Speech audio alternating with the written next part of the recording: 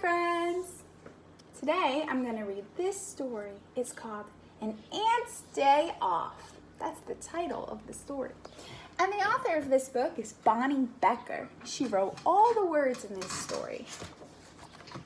You ready to listen? Okay, here we go. I'm taking the day off, said Bart. I'm tired of working.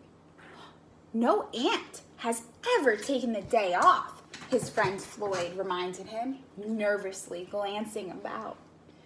Never, ever in the history of antdom. Bart and Floyd were sand ants.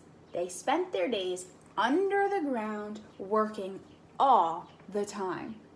They had never seen the sky or felt the rain. But this morning, as Bart toiled about the mound of sand he was to move from tunnel 929B to tunnel 49A, he glanced up. High above was a glimmer of blue. It was him. Far and away, and it called to him, "Come, little ant, come out and play." "You must work and work some more," Floyd said, seeing the wild gleam in Bart's eyes. Happiness is a finished chore. But it was too late. Bart threw down his load of sand and began to climb. "Don't!" cried Floyd. "They'll never let you back in." Up and up, Bart scrambled until his head popped out into a bright spring day. He nearly fainted with the shock of it all. The sky was too high to imagine an end to it. A breeze tugged at his antenna, and the sun felt golden warm on his head. "Get a move on!" barked a stern ant guarding the nest. "Food patrol is over there!" Bart hurried down the mound to join the line. Uh-oh. All the other ants kept their eyes straight ahead and their noses to the ground as they marched towards the remains of a giant bagel. But Bart saw an opening in the grass, and he scurried away.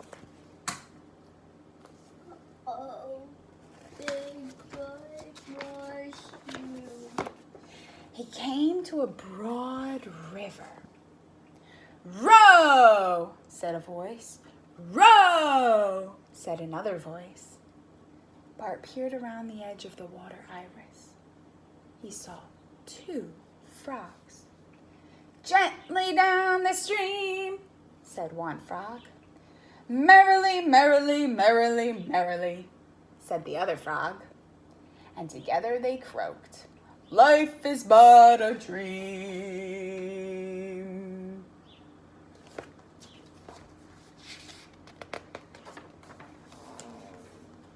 Bart hopped onto a leaf lying near the water's edge and pushed himself out into the stream. "Hello!" he cried to the frogs.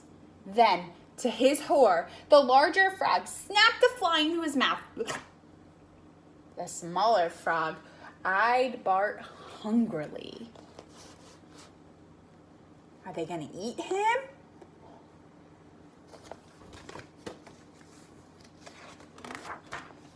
The frog's tongue clicked out. But just then, the current picked up and Bart floated out of reach. The little frog settled back with a blink. Uh-oh. "Row!" he croaked. "Row!" croaked the big frog.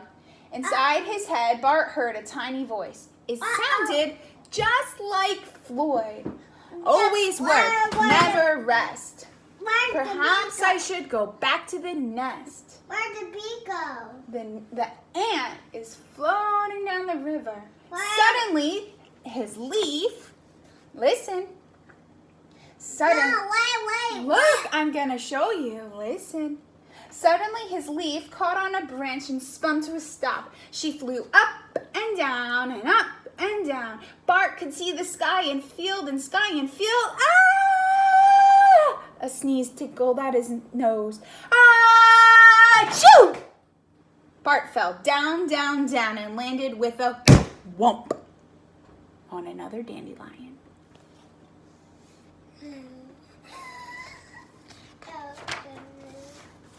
He scrambled to his feet. "I'm alive," he cried. "And I'm probably the only sand ant ever in the history of Anthem to fly." Bart didn't notice the dark clouds in the sky. Plop, plop, plippity, plop, plop, plop, plop, plop. Bart looked up. His first ever rain. Sploosh, sploosh. Raindrops burst upon him. The dandelion swayed. Bart slipped off into a puddle and came up gasping. He had to get back to the nest. "They'll never let you back in." Floyd's words came rushing back. "Get a move on. Never stop. Never tarry. An ant who wastes time will never marry." They all came back to him, the words every ant heard from the day he was hatched.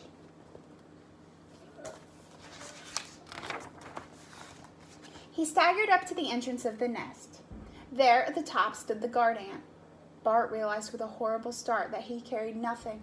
No lacebug wing, no bagel crumb, not even a grain of sand. Nothing useful. "Halt!" cried the guard. "Who goes there?" It's me," stammered Bart. "Bart, the sand ant." "Sand ant? What are you doing out here?"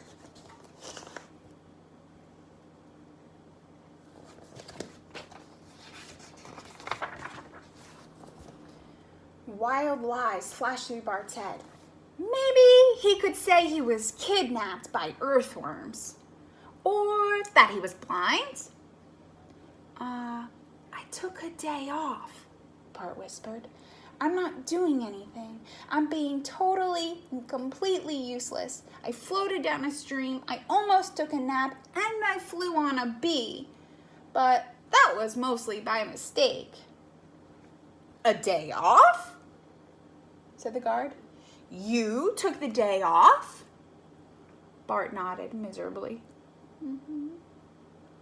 The guard paused and then said quietly, "I took a day off once, long ago."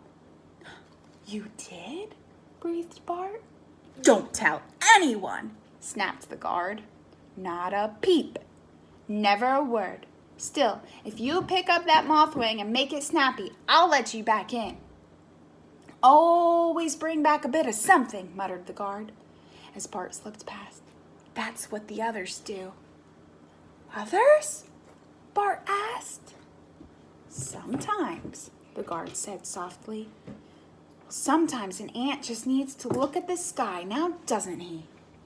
Then he turned around and turned away.